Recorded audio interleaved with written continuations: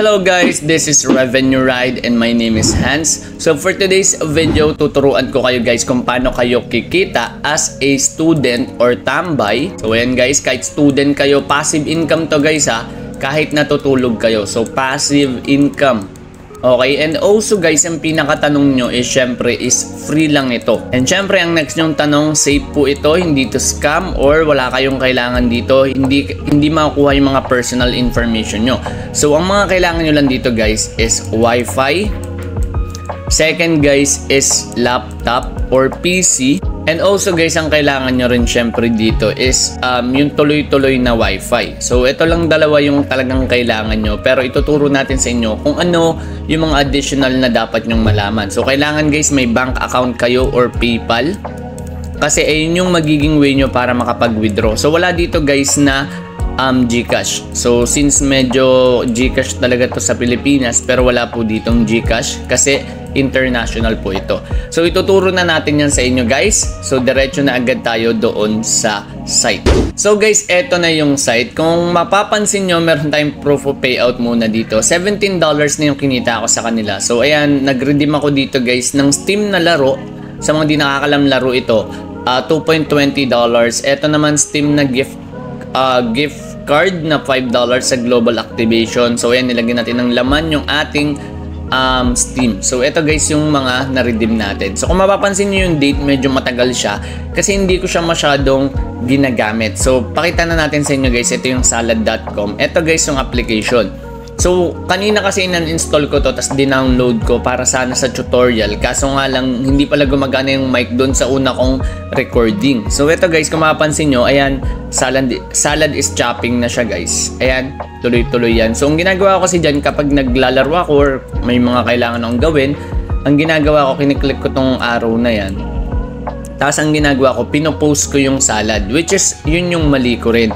Pinopost ko siya kasi minsan malag na sa Dota kapag nagdo-Dota ako or kung ano mang games yung ginagamit ko. So ayan, pwede nyong i-post until idle or post until a set time. So ngayon, paano ba to i-download? So pag i-download nyo to guys, ayan, nasa store tayo. Click nyo muna tong salad. Ito.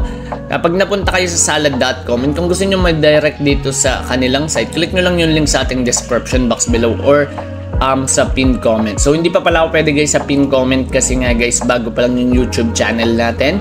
So click nyo lang tong earn with your GPU, tapos download nyo lang siya guys. May mga kailangan lang kayo doon guys i-approve. So pag binasa nyo naman yun, walang personal information doon. And what is salad? So para ka lang nagmamine dito guys ng Bitcoin, gagamitin nila yung GPU nyo guys para makapag-mine sila.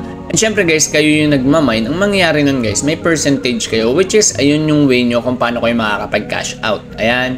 So ito yung kanilang community. Click nyo lang tong download guys ha. So basic na basic lang to, from Windows 10 to 11 and 64-bit.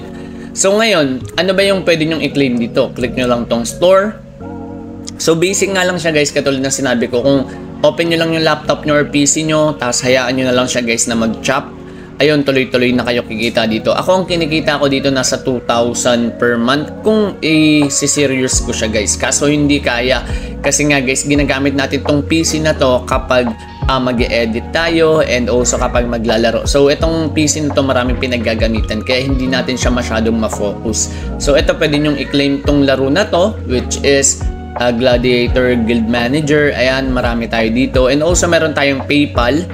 Ayan yan guys. So may mga PayPal tayo dito. Meron din tayo dito guys. Ayan, games, Valorant, $10 gift cards.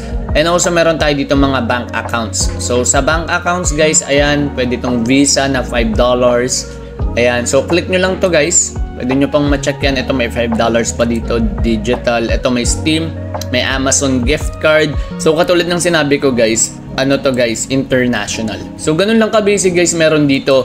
And yun lang yung way natin para ituro siya sa inyo guys. So pwede nyo naman guys i-check din ito. Once na ma-download nyo siya, ayan, pwede nyo i-check yung performance natin. System utilization is NVIDIA GeForce GTX 1050 Ti. Ito guys yung ating specs. And also ito yung AMD Ryzen 5 natin na 3400G. Okay, so pwede nyong i-configure yung hardware na yan. And kung mas maganda guys yung specs nyo dyan, syempre mas malaki yung kikitain nyo. Nakadepende yan guys sa specs ng PC nyo or ng laptop nyo. So sana guys naging malinaw yung ating pag-explain, and kung may mga additional na tanong kayo or additional idea, i-comment nyo lang yan sa ating comment section para masagot natin, and also maging additional idea rin sa mga nanonood. So sana guys nakatulong itong video na ito, and my name is Hans. Salamat sa pakikinig and goodbye.